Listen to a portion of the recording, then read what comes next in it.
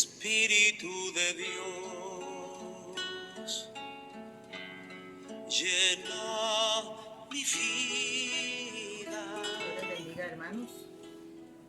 Doy gracias al Señor porque una vez más nos permite reunirnos este domingo para darle honra y gloria al Señor, ofrecerle a Él el culto que se merece. En esta ocasión meditamos en el Evangelio según San Juan, capítulo 15, versículos 26 y 27, y capítulo 16, del 4 al 15. Y yo quiero que pensemos en esta reflexión en el Consolador, Intercesor, Espíritu de verdad. Si ustedes se dan cuenta, mis hermanos, este domingo todos los textos leídos hacen referencia al Espíritu. Se le llama de diferentes formas, se le llama Consolador, Espíritu Santo, Espíritu de verdad o Espíritu simplemente. Y es que este día es la fiesta de la iglesia, la fiesta de Pentecostés. Es un momento especial en el calendario litúrgico nuestro. Antiguamente era una fiesta que celebraba el pueblo judío al final de la cosecha. Pero en este tiempo la iglesia celebra ese evento especial cuando la iglesia, los discípulos, los seguidores de Jesús recibieron el Espíritu Santo que Jesús había prometido.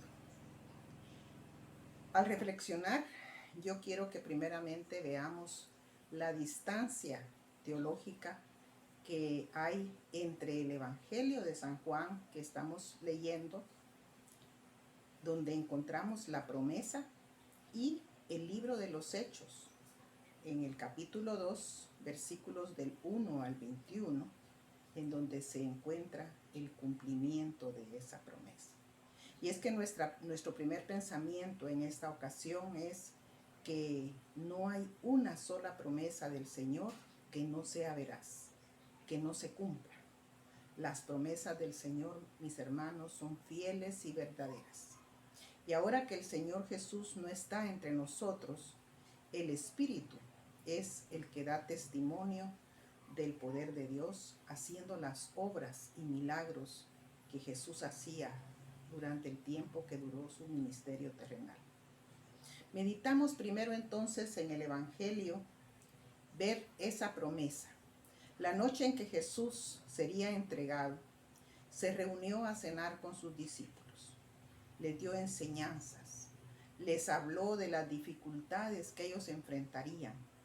Y al final del discurso, en el texto que tenemos al final del capítulo 15, les promete que ellos no estarán solos.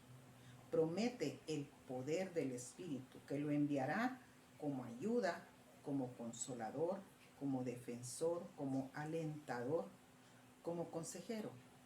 El Paráclito o Paracleto, como se dice en la iglesia, el Espíritu que nosotros invocamos, el que nos guía o dirige. Para los discípulos se avecinan momentos de desconcierto, de persecución. Pero el Señor dice, cuando venga el Consolador, a quien yo enviaré, entonces ustedes van a ser guiados a la verdad. Y este Espíritu que viene para ayudar, para consolar, para guiar, no viene para guiarlos en su persona, en su desarrollo espiritual, sino está hablando Jesús en un sentido misional, es decir, en la tarea que ustedes van a realizar de aquí en adelante, no van a estar solos. Y ellos tienen una tarea difícil, mis hermanos, porque tienen que crear un mundo más justo. Van a esparcir un mensaje con el cual el mundo va a ser transformado. Ciertamente, desde que se empezó la era cristiana, el mundo ha sido transformado. No como nosotros quisiéramos, porque recordémonos que todavía está actuando el enemigo de nuestras almas. Pero los discípulos tienen la tarea de guiar a la gente, de enseñarles el camino que Jesús mostró. El pecado de rechazar a Jesús y los valores que Jesús representa. Es decir, ese espíritu los va a convencer de pecado, los va a convencer de justicia, porque la justicia es aquello que el Señor establece en el mundo y que quiere que la iglesia siga imprimiendo en el mundo. Y de juicio, porque al morir en la cruz Jesús establece también un tiempo futuro, y es el tiempo de su regreso. Hay una tarea específica que yo ya la mencioné, que el Espíritu nos guiará a la verdad, nos capacitará, porque ser discípulo, mis hermanos, implica un proceso continuo de escuchar al Espíritu dirigiéndonos a ser parte del reino de Dios. Creo que todos los cristianos debemos de ser conscientes de que hoy sabemos más, conocemos más y hemos hecho más que cuando nosotros llegamos a los pies de Jesús. Y es que el Espíritu que mora en nuestros corazones nos ha hecho crecer, si es que verdaderamente dejamos que Él dirija nuestras vidas. El mensaje de Jesús entonces seguirá reproduciéndose en aquellos pastores, predicadores y maestros guiados por el Espíritu. Fíjense que estoy diciendo que el mensaje de Jesús seguirá reproduciéndose en aquellos pastores, predicadores y maestros guiados por el Espíritu. Porque también hay pastores, predicadores y maestros guiados por sus mismos intereses, por sus propias intenciones y no guiados por el Espíritu. Aunque proclamen el Espíritu, aunque hablen del poder del Espíritu, ellos están dirigiendo mal la obra, porque lo que están reproduciendo no es el mensaje de Jesús, sino su propio mensaje con sus propios criterios y hasta incluyen sus propias enseñanzas. Pasemos entonces al libro de los Hechos, mis hermanos. En Hechos capítulo 2 se narra el cumplimiento de la promesa, es decir, la venida del Espíritu Santo. Reunidos los seguidores de Jesús en un lugar especial en Jerusalén, esperan esa promesa. Y cuando la promesa se da a conocer, cuando realmente viene el Espíritu sobre ellos, sobre cada uno de ellos, la manifestación alrededor de ese grupo de discípulos es tremenda. Hay estruendo, hay lenguas de fuego, hay estruendo como de un viento recio que soplaba, dice la palabra. Hay lenguas de fuego repartidas que caen y se posan sobre cada uno de ellos. Y entonces todos, dice la palabra, que fueron llenos del Espíritu Santo.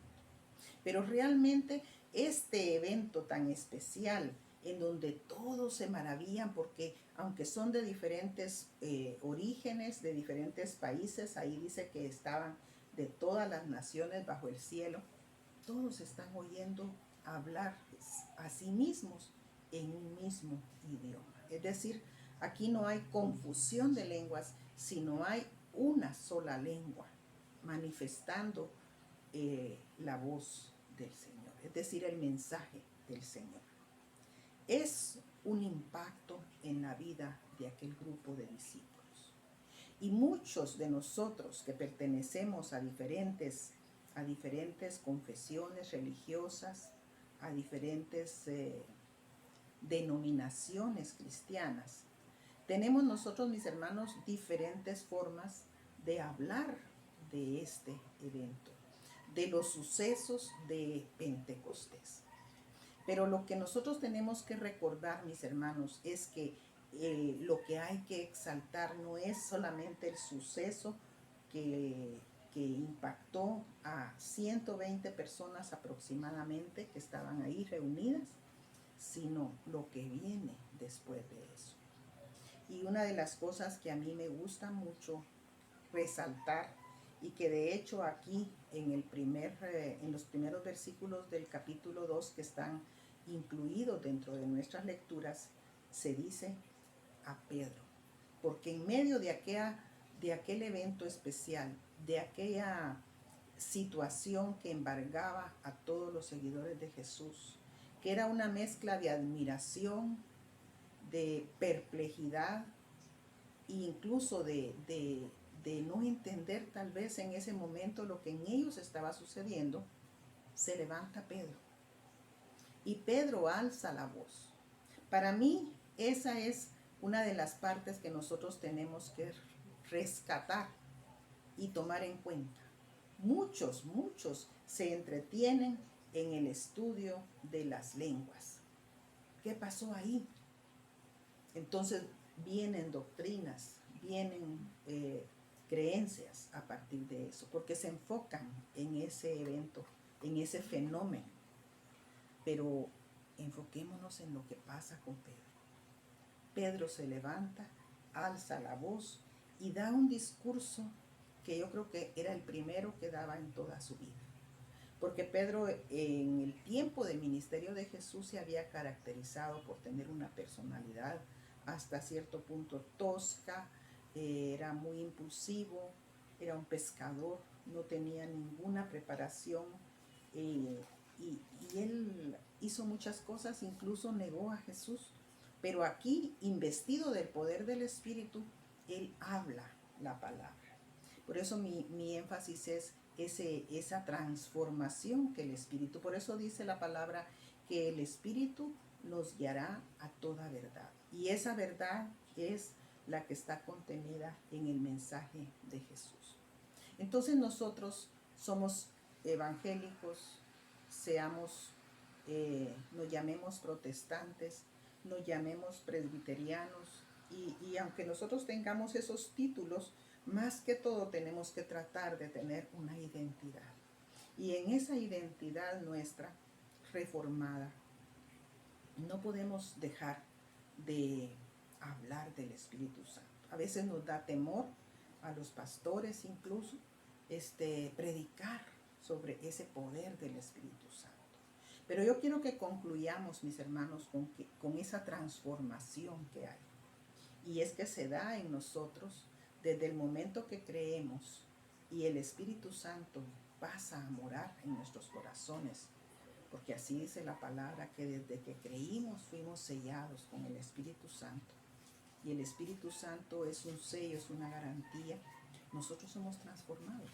Y tenemos que tener esa transformación que nos convierte en un Pedro, que es el pescador que no sabe hablar, que no sabe conducirse, ni reaccionar en su momento, pero que después resulta ser el que da un discurso que aquella multitud puede escuchar.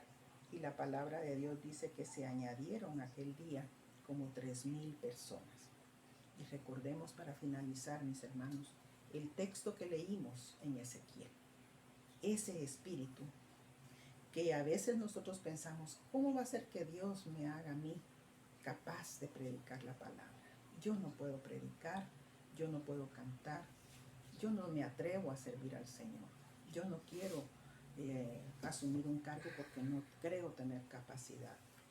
Descubramos, hermanos, en ese texto de Ezequiel, cómo el Espíritu da vida. El Espíritu da vida a aquellos huesos secos.